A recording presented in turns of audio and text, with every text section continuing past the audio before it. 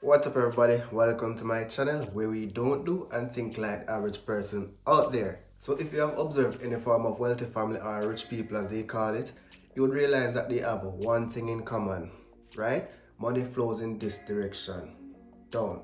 And if you observe a poor person or a middle class family, there is one thing they also have in common. Money flows in this direction, two ways.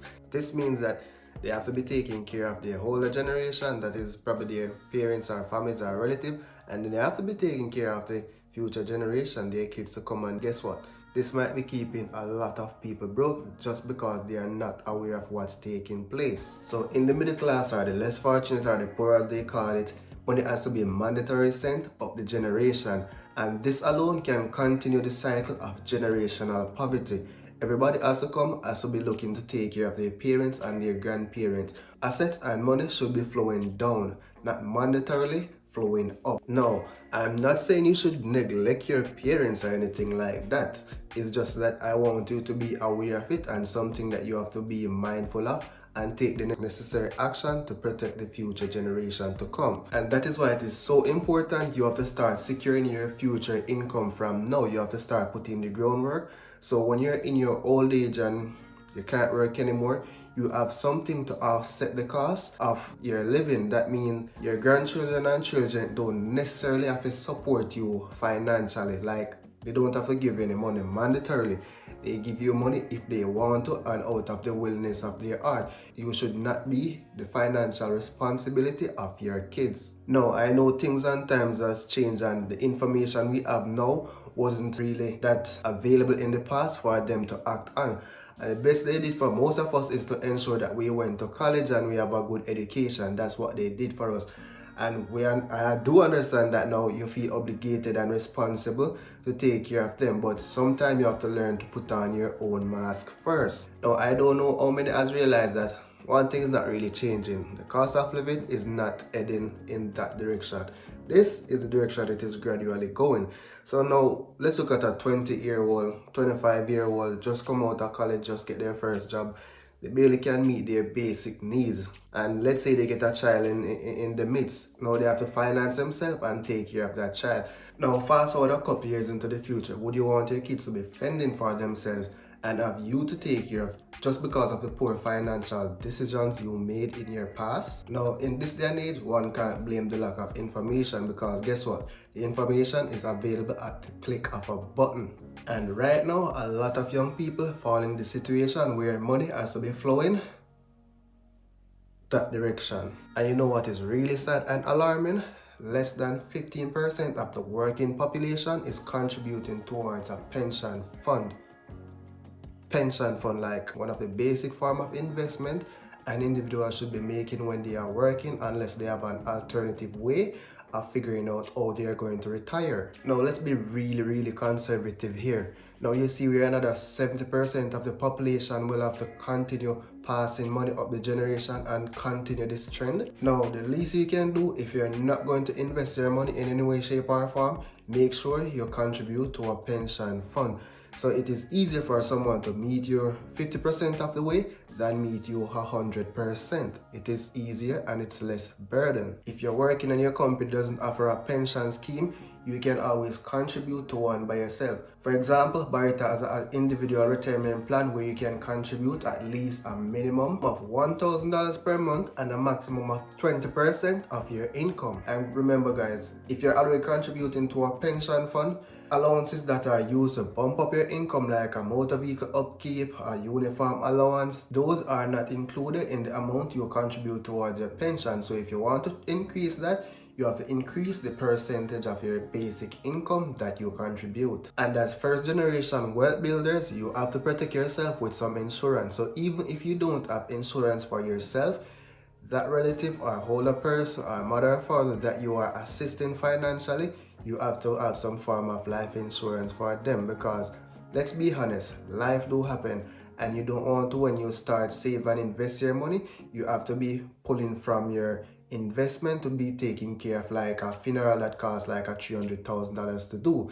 I'm just putting a bare minimum of $300,000 because we know it can go up to $1 million if you wish. So you have to put some form of insurance as a safeguard to protect your finances. I'm giving my child everything I didn't have in the past. I'm going to give them parties, I'm going to give them a lot of shoes, I'm going to give them a lot of clothes. Oh, stop that. If you have a child right now, there's a high probability they're already getting a better life than you had in the past.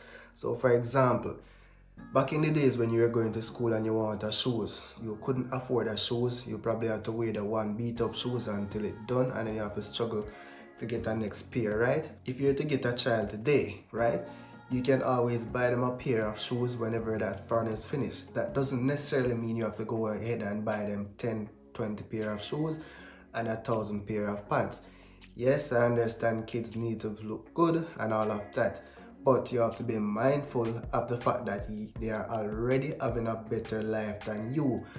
So let me ask you this. Whatever age you are now, would you rather had 1,000 parties and a ton of toys and nice things when you were 3 to 4? Yes, I understand those are important and memories are good, but you have to balance it.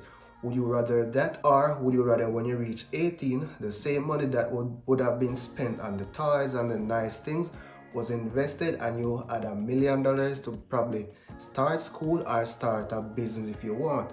Which one would you choose? Think about it. Let me know in the comment section below, what would you choose? So if you grew up in a 1-bedroom board house and you're now in a nice rented apartment, isn't that a better life with running pipe water? Let me know. So this is my thing. If you're going to spend $5,000 on a toy, make sure you have some form of investment again or child education fund that you're putting $5,000 toward. So whatever money you spend on their entertainment and nice things, make sure you invest the equivalent amount. If you can't do it, whatever you're doing is too expensive.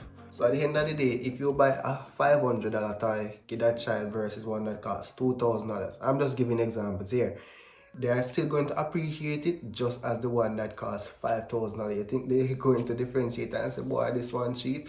So you have to balance it. So it is very important that you teach them the things you didn't know versus giving them the things that you have.